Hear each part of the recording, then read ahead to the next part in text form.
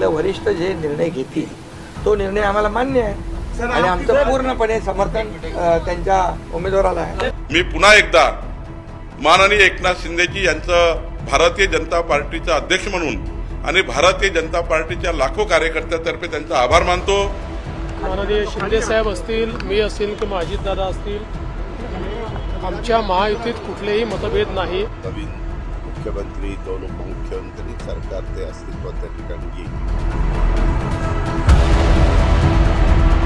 उगवता सूर्य आणि मावळता सूर्य थोडा तरी फरक असतोच। उगवता सूर्याचं तेज जे आहे ते तुम्हाला एका बाजूला दिसतंय, दुसऱ्या बाजूला मावळतीचा सूर्य आहे, झुकताना वागताना दिसतोय, ढगाळ जाताना दिसतोय।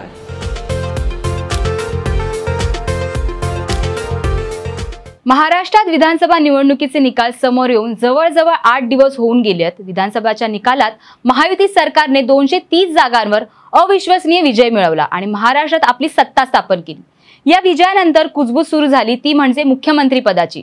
एकीकडे अशा बातम्या येत आहेत की देवेंद्र फडणवीस हेच महाराष्ट्राचे नवे मुख्यमंत्री बनतील, तर दुसरीकडे अशी देखील चर्चा होती की कदाचित पुन्हा एकदा एकनाथ शिंदे मुख्यमंत्री पदाची धुरा सांभाळतील। पण नक्की महाराष्ट्राचा मुख्यमंत्री कोण असेल, सध्या हाच गुंता सुट्टा सुटत नाहीये।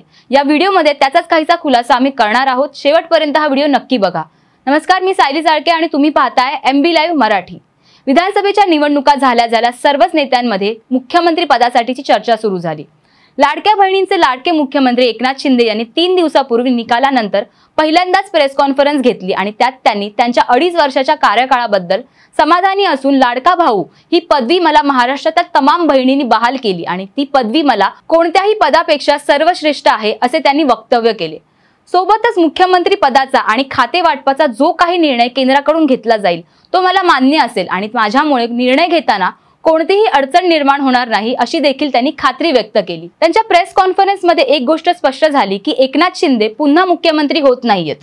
शिंदेची प्रेस कॉन्फरन्स संपल्या लगेचच भाजपाचे प्रदेशाध्यक्ष चंद्रशेखर बावनकुळे यांनी देखील प्रेस कॉन्फरन्स घेतली आणि एकनाथ शिंदेच्या 2.5 वर्षाच्या कार्यकाळाचे पोट भरून कौतुक केले। महायुती सरकार महाराष्ट्रात भक्कम करण्यात एकनाथ शिंदेची मोठी भूमिका असल्याचे देखील ते म्हणाले। सोबतच त्यांची लाडकी बहीण योजना ही महाराष्ट्रात गेम चेंजर ठरल्याचे देखील त्यांनी स्पष्ट केले।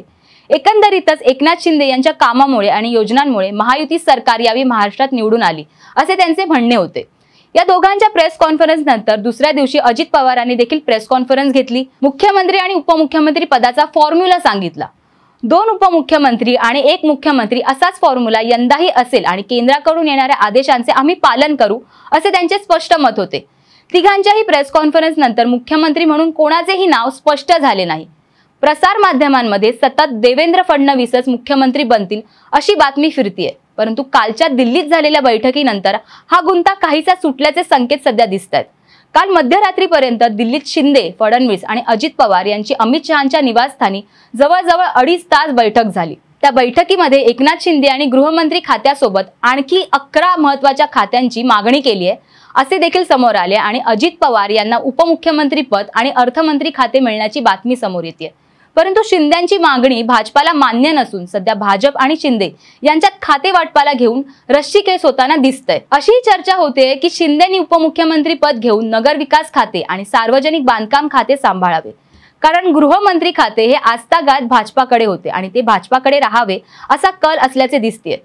दिल्लीतल्या बैठकीनंतर या सर्व खाते वाटपावर आज महायुतीची मुंबईत बैठक होणार आहे। पुढच्या 2 दिवसात कोणाच्या पदरात कोणते खाते येईल आणि मुख्यमंत्री पदासाठीचे नाव समोर येईल अशी देखील माहिती कालच्या झालेल्या बैठकीतून समोर येते।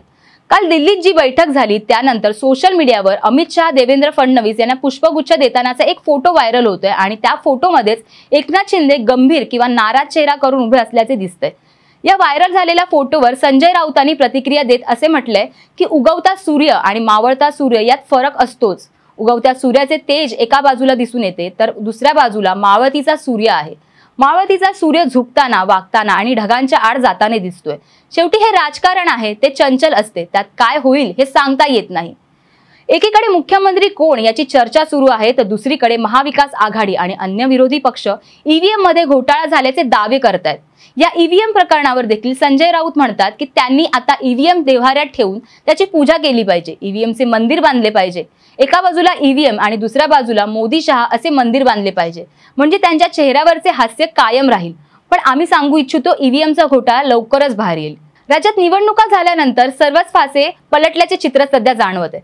एकीकडे महायुतीचे सर्वच बडे नेते असा दावा करतायत की आमच्यात कोणताही वाद नाही, केंद्राच्या निर्णयाला आमचे पूर्णपणे समर्थन असेल, तर दुसरीकडे सतत सुरू असणाऱ्या बैठकी हे चित्र स्पष्ट करतात की मुख्यमंत्री पद आणि खाते वाटपाला घेऊन महायुतीत आतल्या आतच असमंजस्य आहे. येणाऱ्या 2 दिवसात महाराष्ट्राच्या मुख्यमंत्री पदावर कोणाचा चेहरा असेल याच्यावर शिक्कामोर्तब होईलच. पण यावर तुमचे काय मत आहे? ज्या जनतेने मतदान करून सरकार स्थापन करण्यात मोलाचा वाटा दर्शवलाय त्या जनतेचे काय मत आहे ते आम्हाला कमेंट करून नक्की कळवा. आणि अशाच बातम्यांसाठी पाहत रहा MB लाईव्ह मराठी.